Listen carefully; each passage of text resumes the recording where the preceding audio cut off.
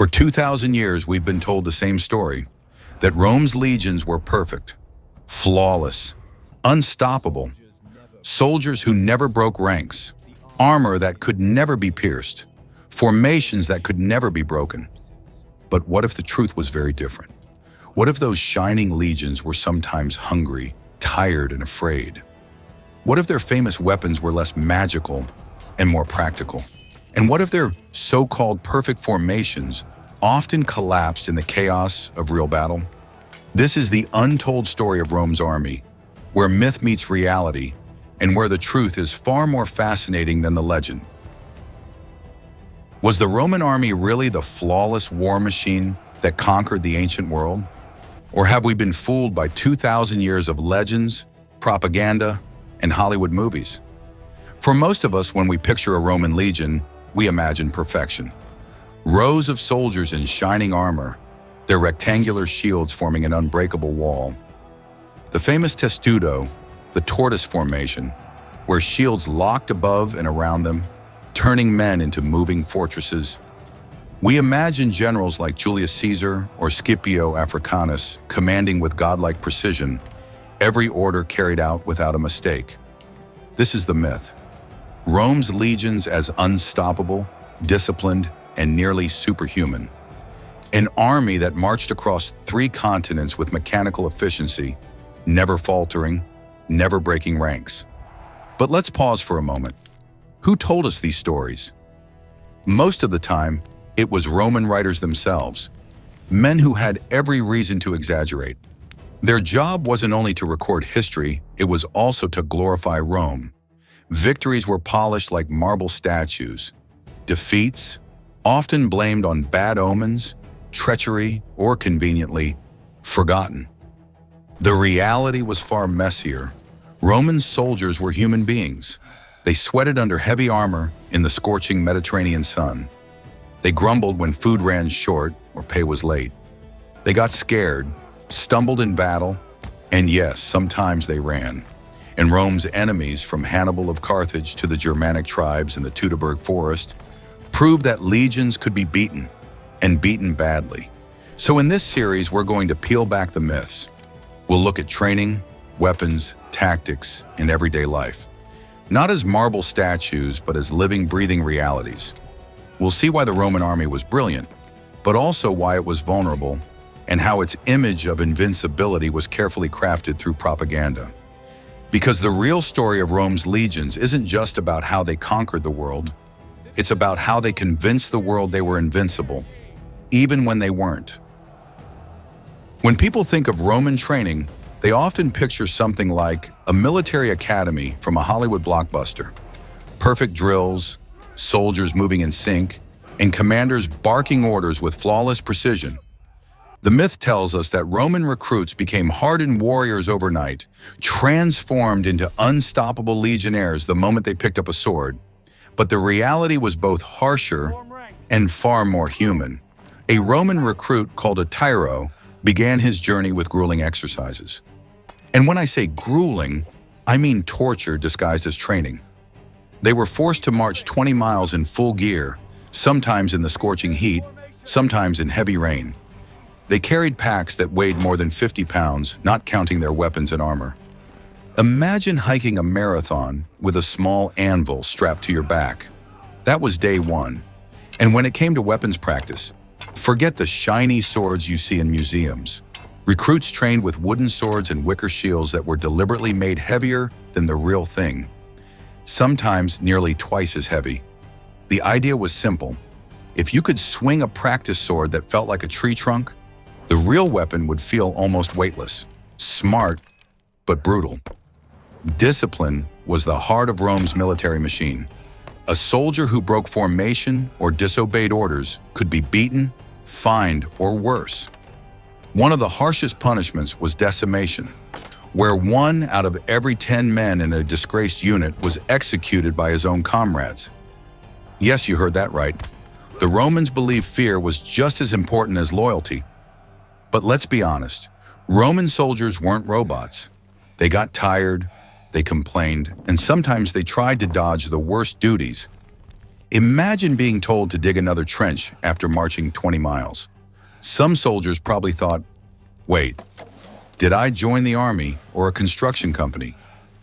And yet it worked. That relentless training and iron discipline gave Rome an edge. Even when facing enemies who were stronger or faster, Roman legions often outlasted them, holding formation when others would break. Not because they were superhuman, but because they were drilled until obedience became second nature. This is the truth behind the myth. Roman discipline wasn't magic. It was sweat, pain, and a system so harsh that only the toughest survived. When most people picture the Roman soldier, they imagine a walking tank, invincible armor, a sword that could cut through anything, and a shield that made them untouchable. The myth tells us that Roman equipment was simply superior, almost magical, compared to anything their enemies had. But reality paints a more complicated picture. Let's start with the famous gladius, the short Roman sword. In movies, it slices through enemies like butter, heads flying, limbs dropping with every swing. The truth? The gladius was not designed to chop at all. It was a stabbing weapon. Roman soldiers were trained to thrust into the gaps between an enemy's armor or beneath the ribs. Less flashy, perhaps, but far deadlier. Swinging wildly might look heroic, but it left you exposed. A precise thrust, on the other hand, could end a fight in seconds. And then there was the pilum, the heavy Roman javelin. Hollywood often forgets this weapon, but it was one of the most ingenious tools in their arsenal. The tip was designed to bend on impact, so if it struck a shield, it would stick and weigh it down. The enemy couldn't throw it back, and often had to drop the shield entirely. It wasn't about killing, it was about making your opponent's life miserable. Now the armor.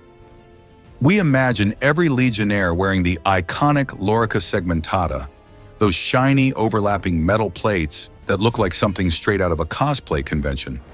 But in truth, not every Roman soldier wore it. In fact, for much of Rome's history, they used chainmail, lorica hamada, or scale armor, lorica squamata.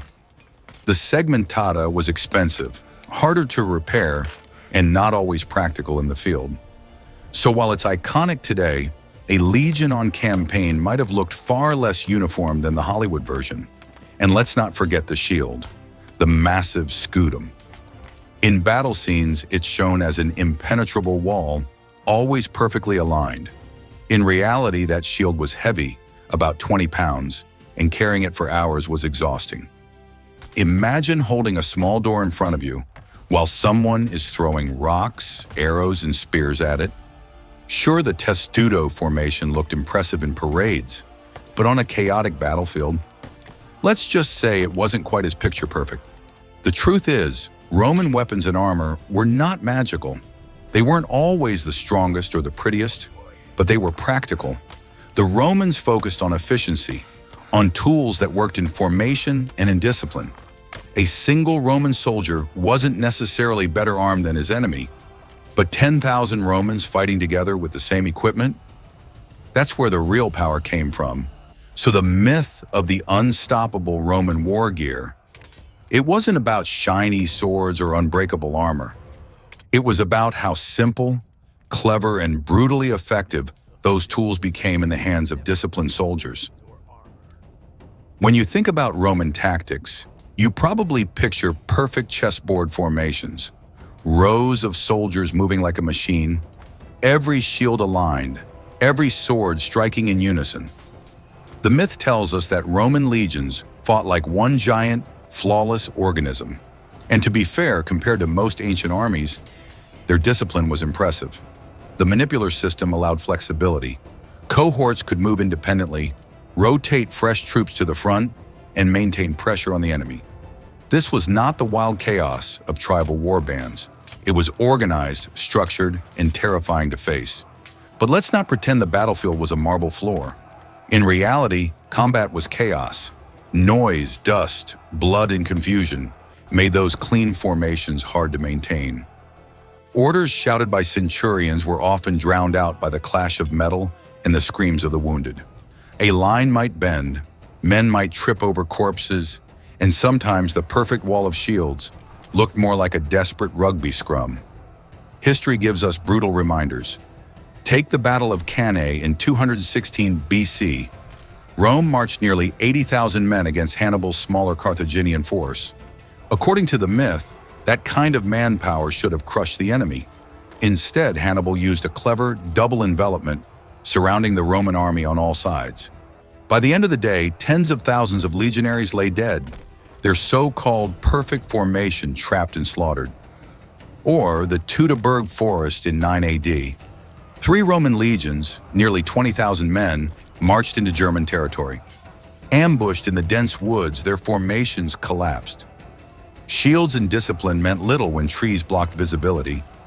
Rain turned the ground to mud, and arrows rained down from all directions. By the end, not a single legionnaire escaped alive. The myth of invincibility shattered beneath the German pines. The Romans themselves understood this. They adapted, changed tactics, and even borrowed from their enemies. The testudo, the famous tortoise formation, looked great on parade grounds. But in real combat, it was slow and clumsy, mostly used against arrows or during sieges. No legion fought every battle in perfect boxes of steel. And yet, here's the clever part. Rome used propaganda to make those formations legendary. Statues, carvings, and later histories showed clean lines of soldiers, perfectly aligned. The image of order became as powerful as order itself. Enemies feared the idea of the Roman machine, sometimes before they even met it. So yes, Roman tactics were effective, but they were not flawless, not magical, and certainly not unbreakable. Behind the myth of the perfect wall of shields was the messy, bloody truth of real combat. When we imagine Roman soldiers, we see them constantly in battle, charging across fields, clashing shields, conquering cities every single day. The myth paints a life of non-stop heroism, an endless march of glory. But the reality? The average Roman soldier spent far more time with a shovel than with a sword. Every single day on campaign, the legions followed the same routine.